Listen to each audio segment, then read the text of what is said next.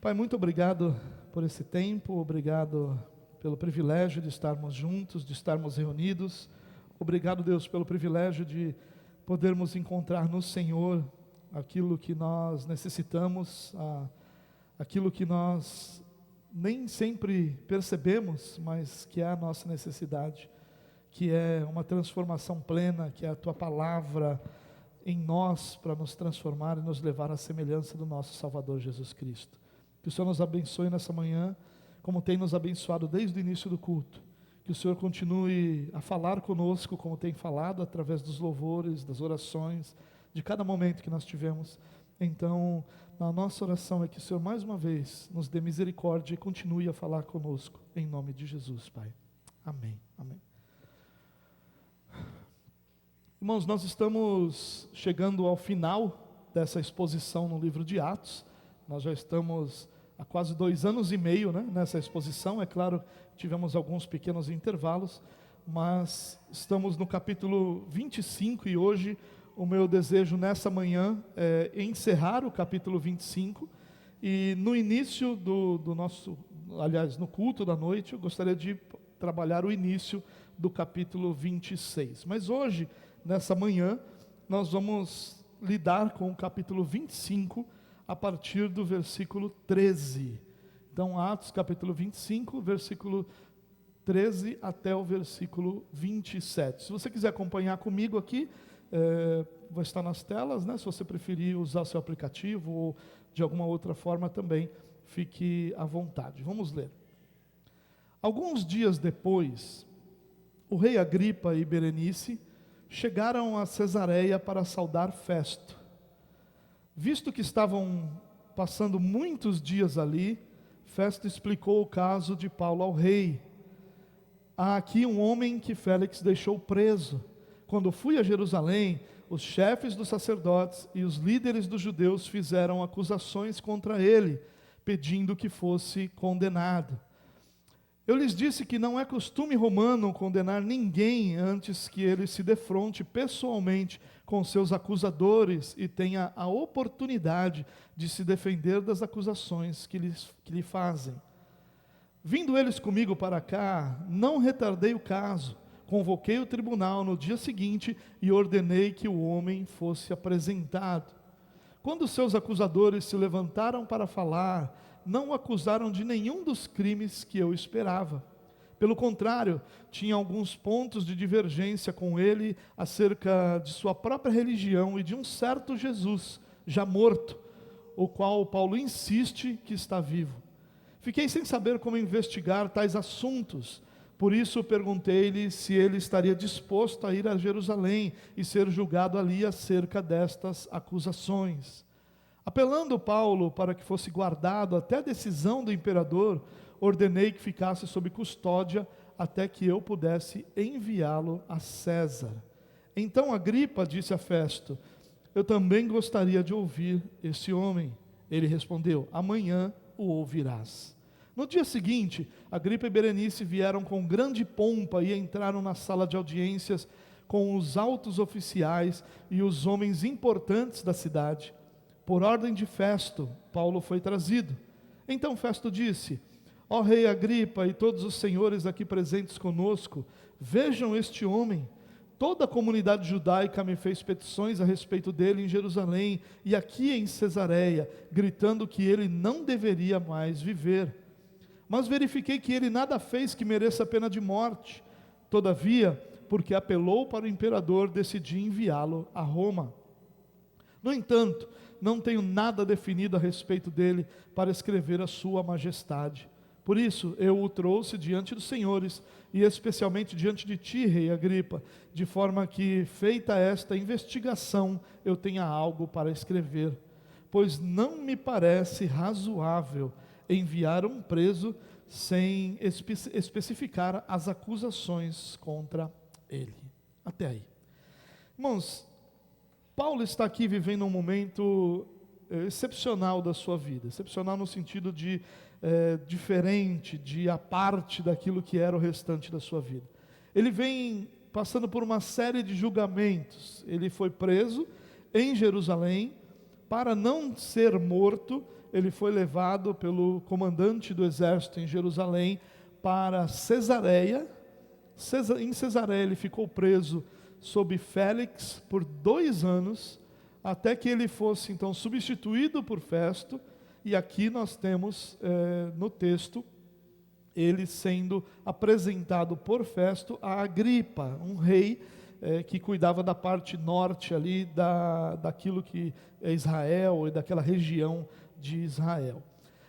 É muito interessante, irmãos, que Paulo, durante seu julgamento, ficou sabendo que se ele fosse levado, julgamento em Cesareia, que se ele fosse levado para Jerusalém, ele seria morto no meio do caminho, havia uma emboscada. Por isso, quando tentaram levá-lo, ou seja, sugeriram a ele que ele fosse julgado em Jerusalém, ele apela para César. Apelar para César era um direito exclusivo dos cidadãos romanos, que garantiam julgamento diante da corte do imperador. Então todo mundo que apelava para César era levado a Roma e tinha um julgamento ali diante da corte do imperador. Era mais ou menos hoje como nós conhecemos as diversas instâncias da justiça. Não era exatamente isso, mas era a instância máxima da justiça que havia naquela época, era o julgamento direto ao imperador. Bom, antes da gente começar aqui, irmãos, é importante a gente entender que esse texto ele é mais longo do que a gente leu, né? Ele continua, depois Paulo vai fazer o seu discurso diante de Agripa, depois tem toda a reação de Agripa, do próprio Festo, né? E então a gente tem um contexto mais amplo, que vai até o momento em que ele é levado para Roma. Mas aqui nós vamos ficar nesse texto hoje, como eu disse, a minha ideia à noite, se o Senhor permitir que a gente fale do início do capítulo 26, onde Paulo vai discursar, mas aqui eu queria apresentar você a Paulo que está diante de reis. Essa era uma promessa do Senhor para o próprio Paulo, que ele seria levado diante de reis e governadores, e que ele apresentaria o evangelho diante dessas pessoas. E é isso que está acontecendo aqui. Então vamos dar uma olhadinha aqui, irmãos. Eu dividi esse texto em algumas partes, na verdade em 2 partes, né? A primeira delas nós vamos ver do versículo 13 ao versículo 22, a apresentação do caso por Festo. Festo vai apresentar ali o caso a Agripa.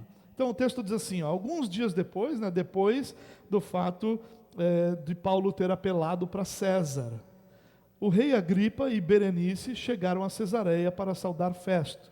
Visto que estavam passando muitos dias ali, Festo explicou o caso de Paulo ao rei. Bom, vamos dar uma olhada nesses personagens primeiro.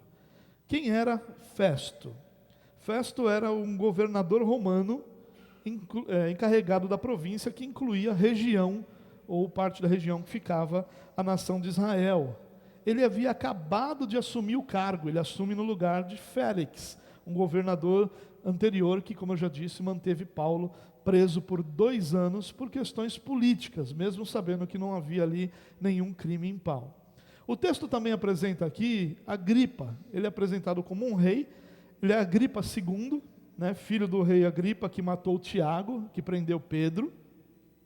Ele também é parente de Herodes o Grande, aliás, ele é da descendência, né, de Herodes o Grande. Herodes o Grande é aquele que mandou matar as crianças em Belém. Ele é também parente de Arquelau, né, que também é da mesma dinastia dos Herodianos, de Herodes, que Arquelau foi aquele que causou tanta perseguição ali em Israel, que obrigou José a ir para o Egito e depois voltar com Jesus. Ou seja, era uma dinastia de Herodes, de homens corruptos, de homens maus. Era uma descendência que havia feito muito mal ao povo de Deus. Mas Agripa II, em especial, ele era conhecido como um homem moderado. Ele não era tão mau quanto foram os seus antecessores, e ele era conhecido como um profundo conhecedor tanto das leis romanas. Ele foi criado em Roma, quando seu pai morreu, inclusive, ele com entre 16 e 17 anos vivia em Roma, então ele aprendeu muito sobre a lei romana, e ele também era muito conhecedor da lei judaica.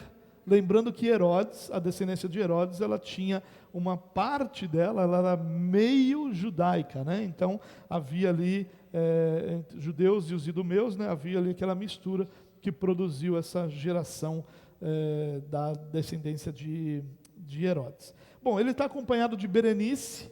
Berenice é uma mulher que é motivo de muita fofoca entre os historiadores, né? Fofoca porque na verdade não se tem muitos dados, né? Alguns historiadores apresentam Berenice como sua irmã, outros historiadores, poucos, na verdade, apresentam como sua esposa, e a grande fofoca é que os dois ali tinham uma relação incestuosa. O texto não fala absolutamente nada sobre isso, não diz quem é Berenice, no sentido de se ela era irmã, se ela era esposa. Algumas traduções até acrescentam essa palavra, mas elas não estão nos originais. Então, Berenice era alguém que estava sempre com Agripa e que participava ali de muitas coisas. Ela teve relacionamentos com outros reis, ela teve um romance inclusive com Tito, o imperador romano que destruiu Jerusalém no ano 70 e que se tornou imperador depois disso, né? Ele era até então apenas um general do exército,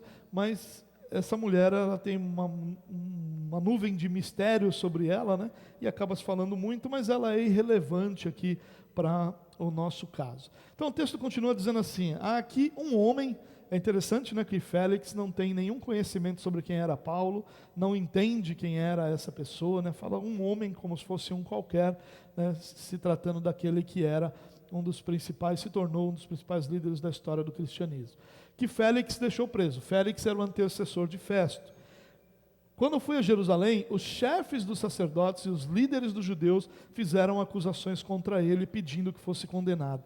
Entenda aqui, irmãos, Paulo foi acusado em Jerusalém, ele não foi morto porque o comandante do exército levou a Cesareia. Ele ficou preso aqui 2 anos por Félix, por uma única razão: ele não queria ter nenhuma desavença com os judeus, politicamente ele queria o favor, queria agradar os judeus. E 2 anos depois, o novo governador, agora chamado Festo, Pórcio Festo era o nome dele, ele vai a Jerusalém. E o que acontece? Os chefes dos sacerdotes e os líderes dos judeus vão a esse homem, relembram o caso de Paulo 2 anos depois e pedem 2 anos depois que ele fosse condenado.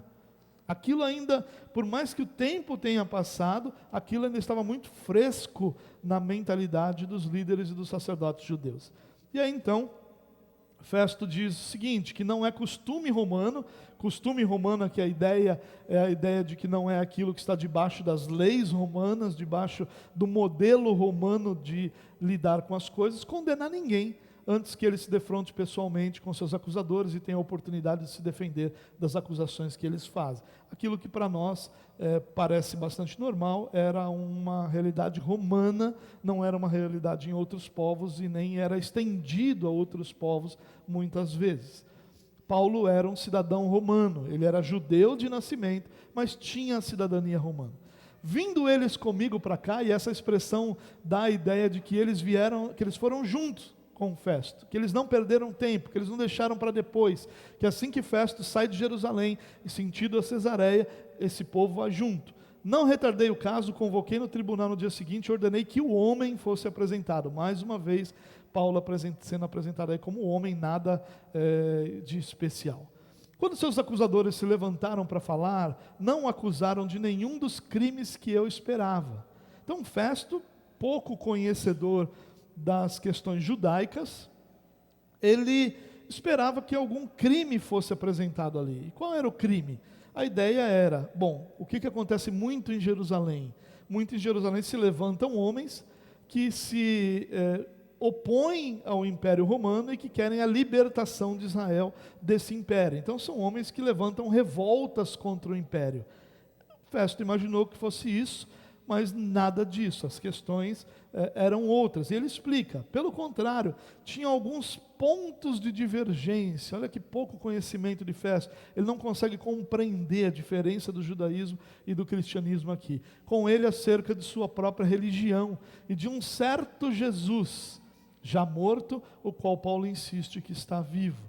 Mais uma vez, Festo demonstrando pouquíssimo conhecimento a respeito do que acontecia e tratando Jesus como um certo Jesus que Paulo insistia que estava vivo, mas cujas notícias era que ele havia sido crucificado. Fiquei sem saber como investigar tais assuntos. Por isso perguntei-lhe se ele estaria disposto a ir para Jerusalém a ser julgado ali acerca dessas acusações. Olha só, se ele estaria disposto a ir para Jerusalém. O que Festo tentou foi agradar os judeus, levando Paulo a Jerusalém para ser julgado ali. Porém, Paulo sabia, teve a informação por um primo seu, que ele seria morto ou tentariam matá-lo no caminho. Por isso, Paulo apela para César, ou seja, ele busca a instância superior para ser julgado. Ele está ali buscando que o seu caso fosse tratado de uma forma que ele não fosse de maneira nenhuma levado a Jerusalém, nem tratado pelos judeus, mas tratado diretamente pelo imperador. Aqui é uma busca mínima de justiça, já que Paulo sabia que não haveria justiça alguma caso ele fosse para Jerusalém. Talvez não houvesse nem julgamento, que provavelmente ele fosse morto no meio do caminho. Então, ordenei que ficasse sob custódia até que eu pudesse enviá-lo a César. E aí ele enviaria a César, tinha todos os trâmites legais para isso, mas ele faria isso. Então Agripa disse a Festo: eu também gostaria de ouvir esse homem. Ele respondeu: amanhã o ouvirás. Agripa, como eu disse, era muito conhecedor das leis romanas, mas muito conhecedor também dos costumes e das leis judaicas. E ele se interessou por esse caso, se interessou em ouvir o apóstolo Paulo. E a segunda parte do texto vai mostrar o início dessa audiência que Paulo tem em Cesareia, diante de Festo e diante de Agripa. No dia seguinte, Agripa e Berenice vieram com grande pompa. É interessante que a palavra que é traduzida aqui como grande pompa é a palavra fantasias. É a ideia de que eles vieram com bandeiras e com todos os ornamentos, ou seja, eles fizeram um desfile ali para chegar na sala de audiências. E vieram com eles altos oficiais e homens importantes da cidade. Então os homens importantes de Cesareia estavam ali. Por ordem de Festo, Paulo foi trazido. Aqui já não é um homem, porque é Lucas que está contando, já não é a aspas do que Festo falou, né? Então Festo disse: ó rei Agripa e todos os senhores aqui presentes conosco, veja esse homem. Ele vai contar o caso mais uma vez, só que aqui ele vai enfatizar alguns outros detalhes. Toda a comunidade judaica me fez petições a respeito dele. É claro que o todo aqui não significa todos os judeus no mundo, né? A gente sabe que dificilmente vai significar. Porém, a ideia de Festo aqui é: eu estou recebendo pressão. E não é uma pressão que vem apenas de alguns homens influentes, mas que está vindo de todos os lados da comunidade judaica. Todos os ramos, a liderança dessa comunidade tem me pressionado, né, e me fez petições a respeito dele, gritando que ele não deveria mais viver. Então aqui Festo apresenta para Agripa a história já mostrando que ele não deveria mais viver. Esse era o clamor dos líderes judaicos. Mas verifiquei que ele nada fez que mereça a pena de morte. Todavia, porque apelou para o imperador, decidi enviá-lo a Roma. O apelo ao imperador encerrava o julgamento e reiniciava ele numa instância superior. Então, esse homem que teve a oportunidade de soltar Paulo, Félix teve 2 anos para isso, Festo teve o tempo em que ele conheceu a história, eles não tomaram essa decisão, uma decisão puramente política, porque várias vezes tanto Félix quanto Festo dizem que não há nada ali que mereça condenação, mas por causa da pressão dos judeus, ele então decide enviá-lo a Roma. No entanto, não tenho nada definido a respeito dele para escrever, ou seja, eu não tenho acusações formais para fazer. Eu preciso enviar Paulo, mas eu preciso enviar um documento dizendo: olha, a acusação, o crime que ele cometeu é esse. A acusação é que ele tenha cometido tal crime. Não tem crime. E aí por isso então, Festo decide ouvir esses homens, Agripa em especial, mas também as outras autoridades da cidade. Pois não me parece razoável enviar um preso sem especificar as acusações contra ele. Por que ele não conseguia especificar as acusações? Porque não existiam.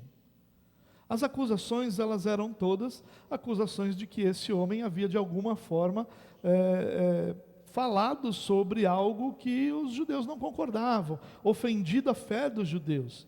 A fé judaica, ela nunca foi uma fé muito aberta a uma liberdade de expressão. né? Ela sempre foi muito fechada a isso. E o judaísmo da época de Jesus, o farisaísmo da época de Jesus, os saduceus também da época de Jesus, o sinédrio de uma forma em geral, era muito radical com relação a essas coisas, e a acusação de que você era herege era uma acusação que merecia a morte para esse grupo de líderes judeus. Bom, eu queria nesse texto, irmãos, fazer 3 aplicações, porque a gente lê esse texto, a grande verdade é que talvez você tenha pensado assim, rapaz, o que isso tudo tem a ver comigo, né? Berenice, falando para Festo, falando para Félix, a única coisa que me interessou até agora foi a fofoca desse relacionamento dos dois aí, isso aí me interessou, mas o resto das coisas não tem muito a ver comigo, né? O que esse texto tem a ver comigo? E é o que eu quero tentar compartilhar aqui com você, nessas 3 aplicações que eu queria fazer. A primeira delas, é que a oposição é natural à igreja de Cristo. Irmãos, imaginar uma igreja que não sofra oposição, não estou falando perseguição, tá? Perseguição muitas vezes é algo pontual, seja localmente, seja em termos de data, em termos de momento, né? Mas a oposição, ela é natural à igreja de Cristo. A oposição nem sempre se torna uma perseguição, mas ela sempre é algo que vai lutar para que não haja desenvolvimento, crescimento, a igreja não possa se desenvolver de uma forma mais plena. E aqui, irmãos, existem no mínimo 3 tipos de oposição que nós vamos enfrentar. A primeira é a oposição da ignorância. São aquelas pessoas que não conhecem o Evangelho, que não conhecem o que as Escrituras ensinam, não conhecem o que a Bíblia nos apresenta, e simplesmente se opõem porque aquilo não lhe parece sensato, não lhe parece bom, não lhe parece agradável. Então é a oposição da ignorância. Muitos são ignorantes com relação ao Evangelho e se opõem a ele exatamente por conta dessa ignorância. Aquilo é diferente da realidade de vida que ele tem, da cosmovisão que ele tem, daquilo que é a sua parte. Mas existe uma outra oposição muito presente aqui a Paulo, que é a oposição dos interesses pessoais. Esses homens, principalmente os líderes do Sinédrio, eles viviam da sua autoridade, não só financeiramente, mas politicamente. Se eles perdessem essa autoridade que eles tinham politicamente, eles perderiam força diante de Israel. Eles não eram queridos pelo povo, porque lhes faltava amabilidade, lhes faltava misericórdia, lhes faltava amor ao povo. Havia um excessivo zelo, para que a gente seja generoso com eles, nós vamos chamar isso de zelo. Havia um excessivo zelo que fazia com que esses homens lidassem com a situação de uma forma, muitas vezes, abrupta e violenta. Porém, esses homens, eles não estão se opondo ao Evangelho, se opondo à igreja de Cristo, se opondo ao apóstolo Paulo, simplesmente porque eles não gostam do apóstolo Paulo. Eles se opõem por causa dos interesses pessoais. Eles tinham muito a perder se o Evangelho se desenvolvesse. Se a mensagem de Paulo fosse crida pelos judeus, o Sinédrio se tornaria uma realidade completamente desnecessária, um grupo completamente obsoleto, porque ninguém mais precisaria ser julgado de acordo com as leis de Moisés, que era a essência do Sinédrio. É claro que eles tinham todas as implicações políticas, mas a existência do Sinédrio, esse órgão que colocava os principais líderes judeus ali, era julgar assuntos relacionados à lei de Moisés. E esses homens perderiam sua utilidade, perderiam sua força política, perderiam dinheiro, perderiam muita coisa, se a mensagem de Paulo fosse crida. Portanto, era imperativo que Paulo fosse morto. Esses homens não paravam de pensar isso, não paravam de entender isso. Mas existe também a oposição do mal, irmãos. Nós não podemos esquecer isso. É a oposição que Satanás faz contra a igreja de Cristo, contra a igreja do próprio Jesus. E essa oposição é aquela oposição talvez menos visível. É aquela oposição que muitas vezes causa problemas entre nós, que causa divisões entre nós, que causam tipos de problemas menos perceptíveis para todos nós. Claro que existem outros problemas maiores que são vistos também, mas a grande questão, irmãos, é que a igreja, ela sempre viverá em oposição. A igreja, ela não é uma realidade nesse mundo querida, abraçada, ou não, nas palavras muito comuns hoje em dia, não há um acolhimento para a igreja. A igreja não é acolhida, ao contrário disso, a igreja vai sempre sofrer oposição, porque isso é o natural. Todas as pessoas naturais, aquelas que não foram regeneradas pelo Espírito Santo, elas se opõem à verdade de Deus. O pecado é nada mais do que isso, essa oposição do homem a todas as verdades de Deus. Mas além disso, existem pessoas mal intencionadas que se opõem à igreja porque isso lhes é interessante. Mas também existe Satanás que se opõe à igreja, porque é na igreja que a glória de Cristo se manifesta, é na igreja, através da igreja, que Cristo é apresentado às nações. Então, irmãos, nós imaginarmos uma igreja que não se opõe, é a mesma coisa de sermos tolos, é a mesma coisa de sermos românticos, infantis, porque a igreja, se desenvolve em oposição. Nós estamos chegando ao final do livro de Atos. Uma ou duas vezes, em todo esse livro de Atos, que compõe alguns anos, pelo menos todos os anos do ministério do apóstolo Paulo, uma ou duas vezes nós vimos a igreja em paz.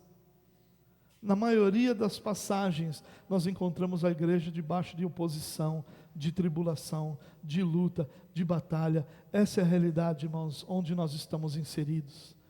Por mais que nós desejássemos que todas essas mensagens triunfalistas sobre a igreja de Cristo fossem verdadeiras, e eu desejaria mesmo, que todas elas fossem. Quem de nós não gostaria que todas essas coisas que se falam sobre o triunfalismo, de que você vai vencer sempre, de que você não é cauda, você é cabeça, de que Deus vai tirar do ímpio para dar para você, de todas essas coisas, quem não gostaria que isso fosse verdade? Todos gostariam, né? Eu adoraria que cada uma das pessoas com as quais eu me relaciono fossem absolutamente bem-sucedidas em todas as coisas, mas a realidade não é essa. A realidade é que nós estamos debaixo de luta. E essas lutas que afligem a igreja, nos afligem individualmente. Nós somos afetados individualmente por cada uma dessas lutas e batalhas que a igreja enfrenta. Portanto, irmãos, a nossa compreensão precisa ser a de que, sim, nós vivemos em comunidade debaixo de grande luta, mas nós vivemos debaixo de grande luta guardados por aquele que declarou que as portas do inferno não prevalecerão sobre a igreja. Nós precisamos lembrar disso, que a oposição é natural, que nós sempre vamos encará-la, que nós sempre vamos, desde a ignorância até Satanás, todas as realidades vão produzir algum tipo de oposição à igreja.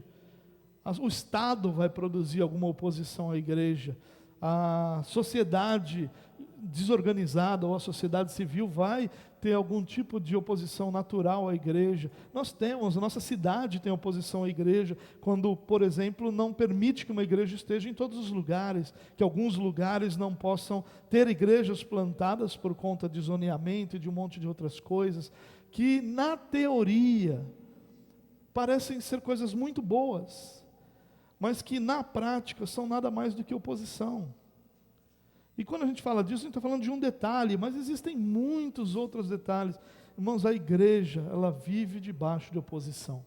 Portanto, se você olha para a igreja e percebe na igreja coisas que precisam ser diferentes, lutas que nós não conseguimos vencer, realidades que nós não transpomos, não se desanime com isso, não se frustre com isso. Isso faz parte do processo de que Deus está nos amadurecendo, está nos aperfeiçoando, está nos edificando, para que todos nós amadureçamos na fé e possamos colocar a nossa confiança nele. Uma igreja sem oposição seria uma igreja que não confiaria em Cristo, confiaria na força do seu próprio braço. É o que acontece com a igreja de Laodiceia, lá na carta de João ao Apocalipse, no livro de Apocalipse. Quando João vai escrever para a igreja de Laodiceia, aquela igreja não tinha oposição, era uma igreja muito rica, era uma igreja muito próspera, numa cidade onde muitas pessoas importantes e grandes da cidade se renderam ao Evangelho, e essa igreja não enfrentava oposição visível. O que acontece? Acontece que essa igreja deixou de confiar em Jesus, e Jesus precisa se voltar para ela, dizendo: olha, você não percebe que você é cego, pobre, nu, miserável? Jesus usa palavras fortíssimas para identificar a igreja. Por quê? Porque a igreja se torna essas coisas, não debaixo de oposição, mas quando ela não confia no seu Salvador. Se a nossa confiança estiver em Jesus, mesmo as nossas maiores lutas serão transpostas. Mesmo as nossas maiores dificuldades serão transpostas. Você não é o único que deseja que a nossa igreja seja algo diferente, algo maior, algo grandioso, algo que glorifique realmente o nome do Senhor, que esteja pronto para receber pessoas, que esteja estruturada para que pessoas possam ser edificadas. Você não é o único. Mas enquanto isso não acontece, nós vamos enfrentando as lutas e batalhas do Senhor. Se a sua postura é de lamento, é de frustração, você é um soldado a menos nessa batalha, você é um a menos dentro daquilo que nós estamos vivendo, que é a grande batalha para que a igreja seja o farol que ilumina as nações, apresentando Jesus Cristo, nosso Senhor. A oposição é natural à igreja de Cristo, irmão. Não se esqueça disso. Paulo aqui está num momento em que absolutamente nada de bom parece estar acontecendo com ele, porque a oposição é natural à igreja de Cristo. Mas quando eu digo que nada de bom parece, eu queria partir para a segunda aplicação, que nos explica um pouco isso. A prisão pode ser seu local de proteção. Quando eu preparei essa aplicação, eu fiquei com uma vontade de pedir para você dizer para quem está do seu lado, que se Deus prender você, você está protegido. Mas eu não vou fazer isso, eu fiquei com muita vontade, juro. Mas não vou fazer isso nessa manhã. Irmãos, essa expressão pode parecer um absurdo. A prisão pode ser seu local de proteção, mas é plena realidade na vida de Paulo. A prisão é o local que Deus usa para proteger Paulo. É a prisão. O desejo dos líderes judeus qual era? A morte de Paulo. Se Paulo tivesse aceito ir a Jerusalém para ser julgado, com a promessa de, dependendo do julgamento, ele fosse solto. Se Paulo dependesse, pedisse para Festo: não, Festo, eu quero que você me julgue aqui e me declare culpado ou inocente, tudo aquilo poderia produzir situações onde Paulo fosse morto. Se Paulo vai a Jerusalém, Paulo seria emboscado. Se Paulo fosse livre por Festo, a sua soltura, ou por Félix, a sua soltura poderia causar sua morte. Qualquer outra realidade que não a prisão colocava a vida de Paulo em risco. Qualquer outra realidade. Preste atenção nisso. Ai, que injustiça, Paulo está aqui, e Paulo está de uma forma tão injusta, sendo guardado, esquecido, questões políticas, que eu odeio política, políticos aqui, olha o que os políticos fazem, e a gente tem um monte de coisas assim para dizer, mas o que a gente deveria estar dizendo era: Deus estava guardando Paulo. Paulo não estava preso à sua própria sorte, Paulo estava preso porque Deus queria protegê-lo. Paulo estava preso porque Deus queria levá-lo a Roma. Se não fosse dessa forma, Paulo não teria ido. Mas por que precisou passar 2 anos? Eu não sei, mas de certo nesses 2 anos Paulo amadureceu o que precisava ser amadurecido para ser levado a Roma. Porque foi só depois de 2 anos que Félix foi trocado por Festo. Deus é quem coloca governantes e tira, irmãos. O governante que é colocado hoje pode ser tirado por Deus amanhã. Deus é que governa sobre os governantes. Mas ele fica 2 anos, porque Deus estava protegendo Paulo.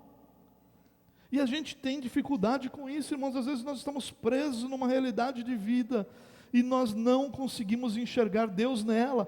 Eu não estou dizendo aqui que Paulo deveria estar conformado com aquela situação. Nem estou dizendo que eu e você devemos estar conformados com as prisões em que nós nos encontramos em nossas vidas. É claro que não. O desejo de Paulo era sem as algemas, ele vai dizer logo à frente, que Agripa se tornasse como ele, mas sem as algemas. Paulo não tinha nenhuma alegria em estar preso. Não tinha nenhuma satisfação no coração de Paulo em estar preso. Paulo não era nenhum tipo de masoquista que se alegrava no seu sofrimento. Mas era naquela prisão que Deus estava guardando Paulo. Era naquele momento de injustiça que a proteção do Senhor se manifestava. Irmãos, que Deus possa abrir os nossos olhos para isso, para enxergar que muitas vezes situações em nossa vida que nós enxergamos como uma prisão, são a proteção de Deus para que nós não sejamos mortos. Não mortos literalmente, necessariamente, mas para que aquilo que é em nossa vida não morra, seja a nossa família, seja a nossa profissão, seja a nossa espiritualidade. Deus estava protegendo Paulo, enquanto todo mundo só enxergava Paulo na prisão. Paulo enxergava Deus prendendo. A majestade de Cristo se manifesta na proteção que Deus dá a Paulo nesse lugar. Irmãos, que a gente possa pensar sobre isso, sobre como muitas vezes nossa oração é de lamento, a nossa ação é de murmuração, o nosso sentimento é de frustração, porque estamos presos em realidades da nossa vida, seja realidades de relacionamento, sejam realidades profissionais, até mesmo realidades eclesiásticas, espirituais. Às vezes a gente está preso, e a gente está frustrado, murmurando. Eu não estou falando aqui sobre qualquer situação, mas estou falando sobre situações que estão envolvidas em injustiça, que envolvem injustiça, que estão ligadas àquilo que é a nossa realidade, a injustiça que nos abraça. Lembra que nós falamos algumas mensagens atrás sobre o mundo ser injusto? O mundo é injusto. E a gente precisa olhar para isso, irmãos, e perceber que mesmo no meio de toda essa injustiça ao nosso redor, mesmo no meio de toda essa oposição que o mundo faz à igreja, que pessoas más fazem à igreja, que o próprio Satanás faz à igreja, no meio de toda essa injustiça, Deus está nos guardando. Estamos protegidos em Deus, mesmo na mais severa prisão. Paulo aqui, diz alguns textos anteriores, que Paulo tinha uma certa liberdade. Os seus discípulos podiam servi-lo, podiam ajudá-lo, podiam estar com ele. Paulo não estava numa prisão como esteve antes, com pés presos no tronco, mãos presas no tronco, sendo açoitado. Não, era uma prisão aqui menos violenta, mas era uma prisão. E a prisão menos violenta daquela época era horrível. Paulo está num momento aqui limitado no seu ministério. Nós não vemos a 4ª viagem missionária de Paulo por causa disso, ele está preso. Que se ele não estivesse preso, você pode ter certeza que ele tinha inventado a 4ª, a 5ª e a 6ª viagem missionárias, porque ele não parava, ele entendia que ele deveria estar sempre em movimento em prol do reino de Deus.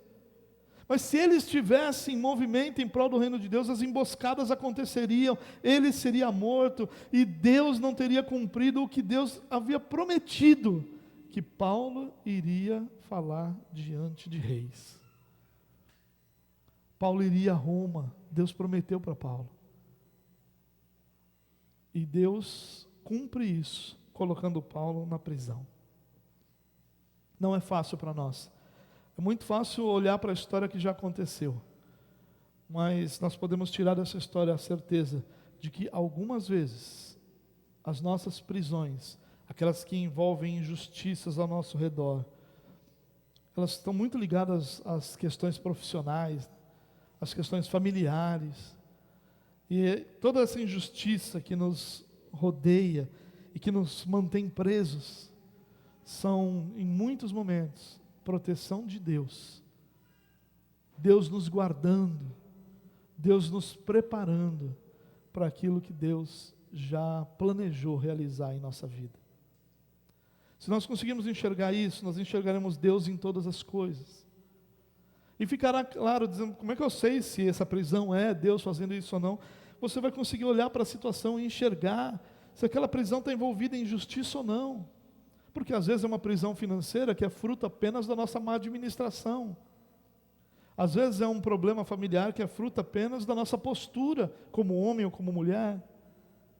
Às vezes nós estamos presos em relações ou em questões eclesiásticas, que é simplesmente falta de coragem para que a gente diga, eu não quero mais isso para a minha vida.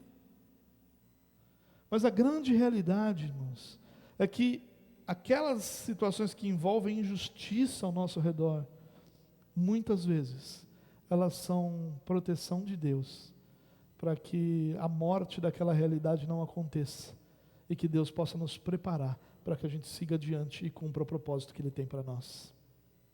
A terceira aplicação que eu queria trazer é que em todo o tempo Deus reina.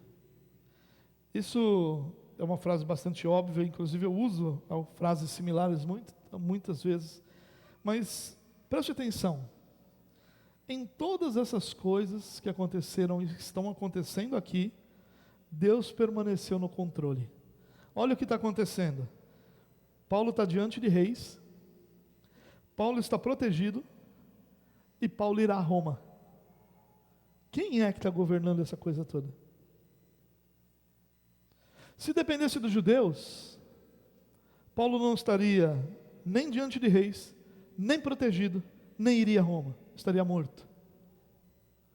Se dependesse de Festo, de Félix, Paulo seria usado como peão na política, até sua morte, até que não interessasse mais. O imperador romano nem sabia quem era Paulo, não tinha nenhuma realidade, nenhuma conexão com Paulo. O próprio povo de Cesareia, o próprio povo de Jerusalém, não está nem aí para a situação, não sabe de nada. Os discípulos de Paulo não têm condição de fazer coisa alguma. Quem é que está governando sobre tudo isso? É Deus. O momento onde Paulo fica esquecido na prisão por 2 anos, Deus reina. Irmãos, olha a dificuldade que nós temos de entender uma grandeza dessa. Me é absolutamente incompreensível pensar que os 2 anos de prisão de Paulo são sinônimo de governo de Deus sobre a vida de Paulo e da igreja de Cristo. É incompreensível. Talvez não seja incompreensível, mas é muito mais inaceitável pelos nossos pobres padrões do que deveria ser feito ou não. Pare para pensar. Paulo está protegido. Ninguém pode tocar Paulo. Ninguém. Paulo está diante de reis, apresentando o Evangelho. Nós veremos no próximo capítulo 26, Paulo apresentando o Evangelho diante desses reis. E o que Deus quer, levar Paulo a Roma, para que em Roma também ele testemunhe de quem Deus é e da salvação em Cristo Jesus, vai acontecer. É Deus quem governa o tempo todo. Ele governa quando a gente está na praia, mas Ele governa também quando nós estamos na caverna. Ele governa nos dias mais iluminados da nossa vida, mas Ele também governa nos dias mais sombrios e tristes da nossa vida. Ele governa sobre aqueles dias em que as coisas, os planos, os sonhos estão acontecendo e se desenvolvendo, mas Ele também governa naqueles dias onde nada parece dar certo, onde nenhuma decisão, nenhuma atitude, nenhuma realidade parece produzir fruto algum. Ele reina e governa quando o que nós desejamos nos alcança, mas Ele também está reinando quando aquilo que nós sonhamos e ansiamos parece tão distante. É Ele que reina sobre tudo, irmãos. E a forma em que Ele faz isso, nem sempre é a forma que nós compreendemos claramente, nem sempre é a forma que nós entendemos como a que deveria ser. Ao contrário disso, muitas vezes, eu fico pensando, se eu estivesse há 2 anos nessa prisão, quantas teriam sido as minhas orações dizendo: Senhor, o Senhor me esqueceu aqui? O Senhor não está me vendo aqui? Quantas vezes talvez eu teria dito: Senhor, não valeu a pena todo esse esforço, todo esse sacrifício para eu ser esquecido aqui. Mas Paulo não foi o único esquecido, muitos foram. Muitos foram. Ou se você olhar para José, por exemplo, José foi esquecido diversas vezes. Você olha para a história do próprio Davi, o próprio Davi ali é ignorado, é menosprezado, esquecido. Quando você olha para os próprios discípulos, quem eles eram, como eles foram menosprezados, olhe para o próprio Jesus, como o próprio Jesus foi menosprezado. É interessante que Paulo usa nesse texto a expressão nazareno, e quando ele chama Jesus de Jesus o Nazareno, ele está se referindo a uma expressão que era de menosprezo. Havia um ditado popular que é inclusive apresentado aqui, que diz que foi apresentado no próprio Evangelho, que diz que alguma coisa boa pode vir de Nazaré. Ah, irmãos, o menosprezo, o esquecimento, a realidade diversa, nada disso muda o fato de que Deus em todo o tempo reina. Ele é rei sobre todas as coisas. O nosso desafio não é que Ele reine, o nosso desafio é que a nossa fé abrace essa realidade, é que a nossa fé possa nos levar a crer nessa realidade de forma tão profunda, a que nós possamos encarar as lutas e batalhas da nossa vida certos de que nós não estamos sozinhos, de que nós não andamos sozinhos.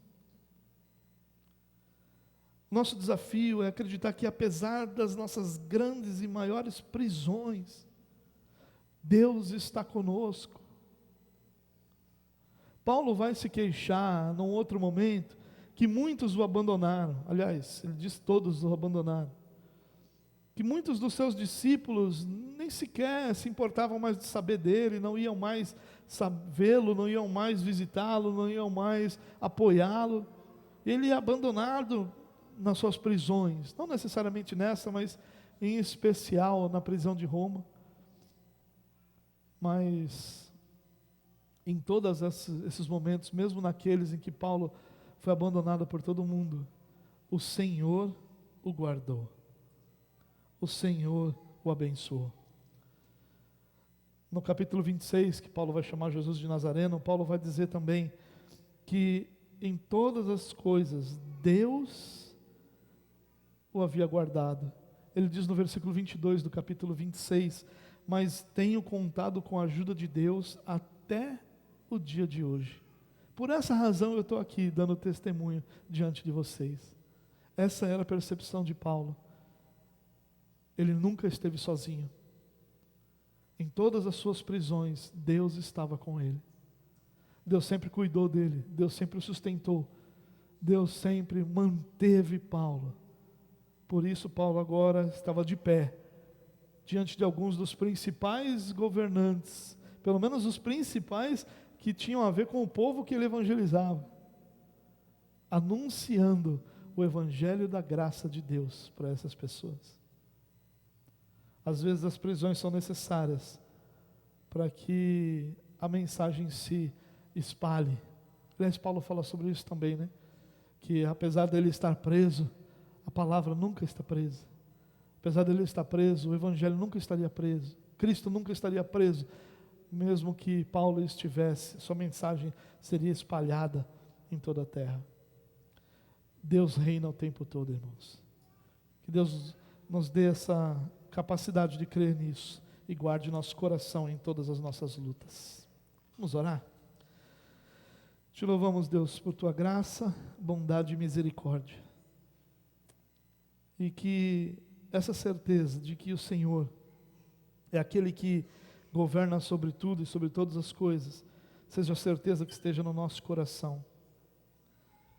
E que por essa certeza nós possamos suportar as nossas prisões, lembrando de que nelas nós somos guardados e protegidos para a glória do teu nome, Deus.